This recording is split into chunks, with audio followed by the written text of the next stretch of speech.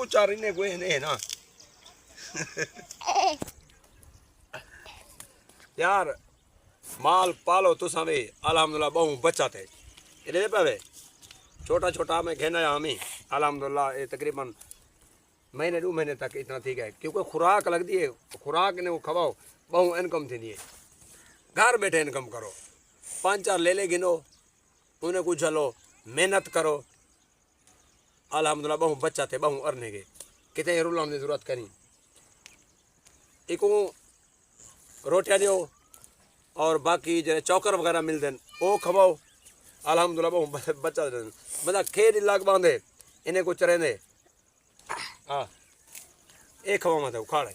ये और घा नहीं कंदा ये लगता है ना चौकर दे रोटियां दे एक खा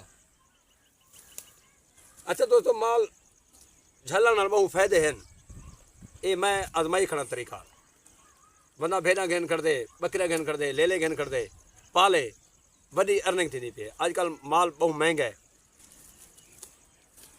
हाँ इधे दिया ए देखा सावा खाए